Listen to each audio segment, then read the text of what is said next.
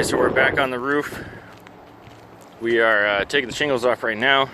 We had a delay a couple of days because it's been super rainy. Looks like it's going to hold out for today. So, taking the roof off, did the garage, both sides. Now we left the bottom half just right here just in case it does rain, and it's easier to tarp that way. So we're gonna leave just 3 or 4 shingles at the bottom and then leave that for the very last so we can come and roll the synthetic underlayment over. Now, one thing I wanted to show you, I'm making this video right now, is this old paper that we're coming into. We noticed right away that it's got all these cuts and splits and stuff like that. Now, I was thinking, well, this is a pretty old house. Maybe it's just shrinkage and it's split, but when you get down close, you can see cut marks. So someone came along and cut up this entire roof. This is over the garage, over the front, over the whole entire roof. Yep. And there's no weather sheeting on this roof. It's just tar paper, or I mean felt paper all the way to the roof line. Now, I don't know why someone would cut the paper. If anybody knows, leave a comment in the comment section if there's a reason for this, but we're thinking that someone got mad, contractor got mad, subcontractor got mad, something happened, because it has destroyed this roof. All of the underlayment is, or the decking is wet and warped, and it's been getting wet. You can see here that between each shingle there's been tons and tons of water. Now, it just rained yesterday and all of this decking is just soaked. None of it lines up, it's all warped. And there's no shims between the decking, nothing. So once we get all this tar paper off, or felt paper off, we're gonna take a look and see what's salvageable, and then probably be replacing a lot of the decking. So stay tuned, I will be back as soon as we get all this off. All right, so we just have almost all this tar paper or felt paper ripped up here. We're on the last little section of it, and it has been very difficult to remove with all the little cuts in it.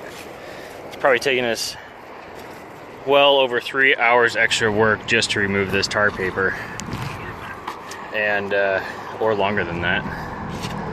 And we've got all this done. Some of the decking replaced, almost all this over here. Now, we had to replace all the edge decking because all of the edges, about a foot of the edge, was just rotten and gone in some spots. So we got this little section to cut in right here, and then all these were salvageable, but with all the cuts in the felt paper, by the time the water got to the bottom of the roof here, it was just soaking in. And also we had an issue with the drip edge not being installed correctly either. So we had drip edge over our waterproof, or well, over the felt paper, because there was no waterproofing. So, and the drip edge didn't come all the way to the edge of the decking, and so the felt didn't go over here, and so anything water that got under here just went right into the soffit. And especially on the end there where I replaced the soffit from here all the way over, and all the trim fascia board, because it was just completely rotten. When I was tearing it out of there, it just came out in pieces, and it was done. And so on the front side here, we didn't have the same issue with the water getting into this, because we actually have we had some felt over this, but they did on this aftermarket trim that they put in here. Instead of nailing it in the top, they nailed it on the fascia board all the way down and over the garage.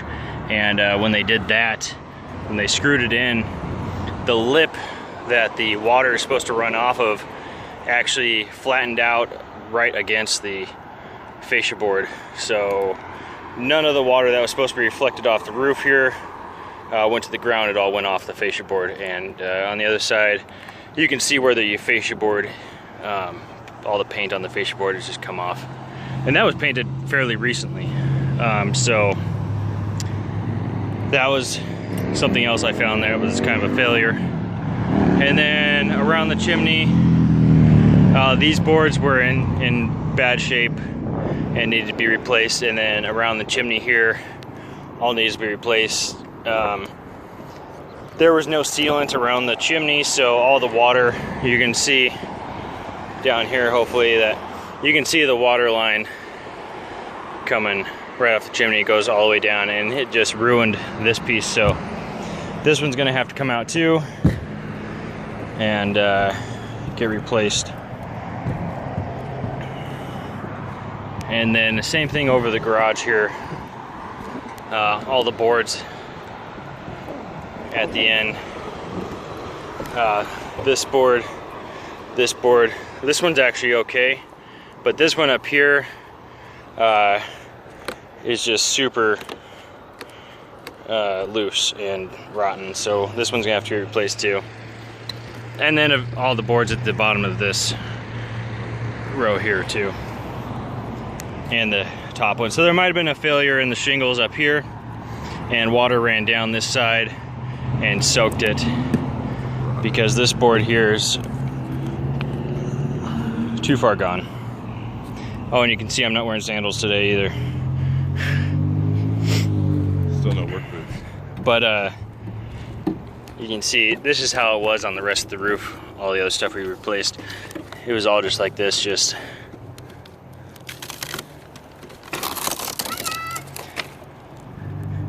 completely coming.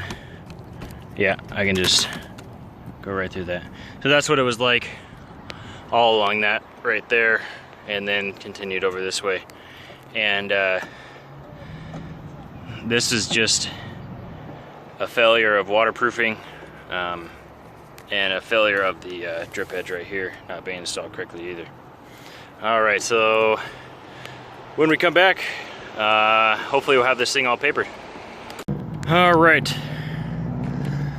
so it's getting a little dark out, but as you can see, we got the underlayment weatherproofing on that side over the garage, and we had to replace a couple extra pieces over that side, so we held off on there. We did have the inspection, and he saw we had what we were doing on this side, and we're gonna do the same thing on this side. So he passed us, and we had a little complication with Home Depot.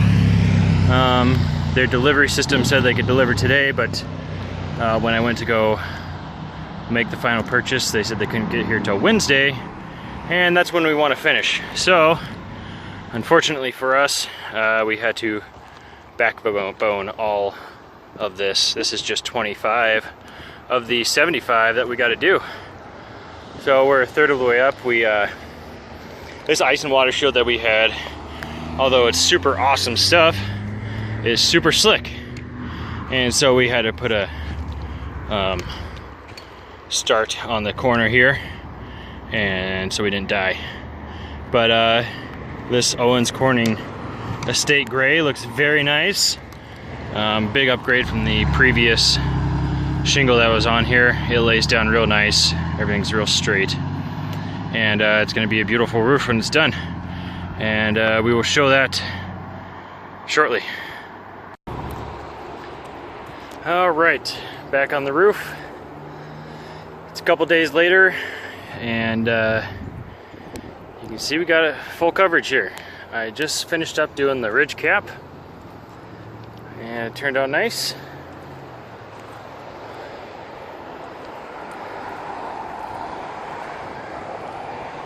Got the garage done. Just cleaning up my mess now, and doing a little last few things on the top. I sealed up around the chimney because that was leaking really bad, and I sealed up around all the holes in the roof, all the pipes coming out.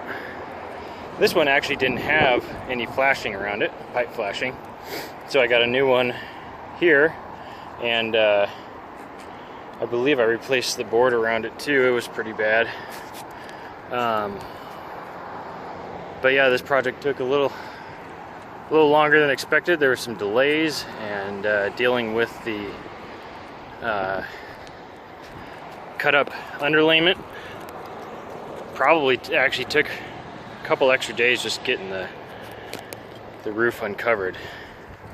And then of course another couple days to do all the decking that was required on here. We did all around the chimney. We did from this corner all the way down and over the garage there too, and then at the top of the garage over there, and then also along the other side, and then a sheet above over there.